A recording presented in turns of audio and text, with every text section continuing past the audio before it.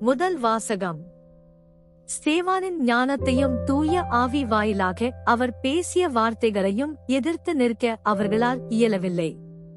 திருத்தூதர் பணிகள் நூலிலிருந்து வாசகம். 6:8 முதல் 15 வரை. அந்நாள்களில் ஸ்தேவான் அருளும் வல்லமையும் நிறைந்தவராய் மக்களிடையே பெரும் அருஞ்செயல்களையும் அரும் அடையாளங்களையும் செய்து வந்தார்.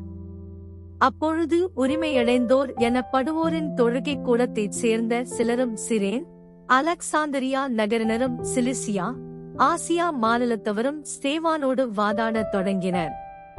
ஆனால் அவரது ஞானத்தையும் தூய ஆவி வாயிலாக அவர் பேசிய வார்த்தைகளையும் எதிர்த்து நிற்க அவர்களால் இயலவில்லை. பின்பு அவர்கள், இவன் மோசேக்கும் கடவுளுக்கும் எதிராக பழிச்சொற்கள் சொன்னதை நாங்கள் கேட்டிருக்கிறோம் என்று கூறச் சிலரை தூண்டிவிட்டனர். அவ்வாறே அவர்கள் மக்களையும் மூப்பர்களையும் மறைநூல் அறிஞர்களையும் அவருக்கு எதிராக கிளர்ந்தெழச் செய்தார்கள். உடனே அவர்கள் எழுந்து வந்து அவரை பிடித்து தலைமை சங்கத்துக்கு இழுத்துச் சென்றார்கள். மேலும் பொய்ச் சாட்சிகளைக் கொண்டு வந்து நிறுத்தினார்கள். அவர்கள், இந்த மனிதன் இத்தூய இடத்தையும் திருச்சட்டத்தையும் எதிர்த்து ஓயாமல் பேசி வருகிறான் என்று கூறினார்கள். மேலும் அவர்கள், நசரேயராகிய இயேசு இந்த இடத்தை அழித்து விடுவார் என்றும் மோசே நமக்கு கொடுத்திருக்கிற முறைமைகளை மாற்றிவிடுவார் என்றும் இவன் கூறக் கேட்டோம் என்றார்கள். தலைமை சங்கத்தில் அமர்ந்திருந்த அனைவரும் அவரை உற்று பார்த்தபோது அவரது முகம் வானதூதரின் முகம் போல் இருக்கக் கண்டனர். ஆண்டவரின் அருள்வாக்கு. இறைவனுக்கு நன்றி. நற்செய்தி வாசகம். அழிந்து போகும் உணவுக்காக அல்ல, நிலைவாழ்வு தரும் அழியாத உணவுக்காகவே உழையுங்கள். யோவான் எழுதிய தூய நற்செய்தியிலிருந்து வாசகம். 6:22 முதல் 29 வரை. இயேசு 5000 பேருக்கு உணவு அளித்த பின் சீடர்கள் புறப்பட்ட கரையிலேயே மறுநாளும் மக்கள் கூட்டமாய் நின்று கொண்டிருந்தார்கள்.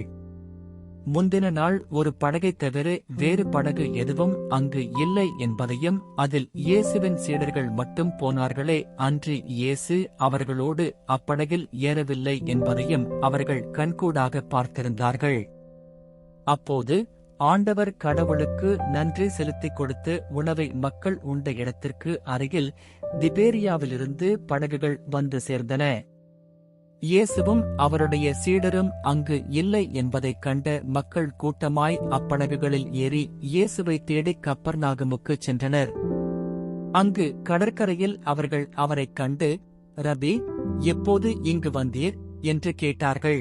இயேசு மறுமொழியாக, நீங்கள் அரும் அடையாளங்களைக் கண்டதால் அல்ல, மாறாக அப்பங்களை வயிறார உண்டதால்தான் என்னை தேடுகிறீர்கள் என உறுதியாக உங்களுக்குச் சொல்கிறேன்.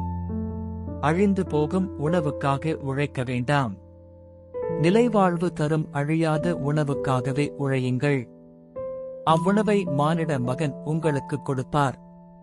ஏனெனில் தந்தையாகிய கடவுள் அவருக்கே தம் அதிகாரத்தை அளித்துள்ளார் என்றார்.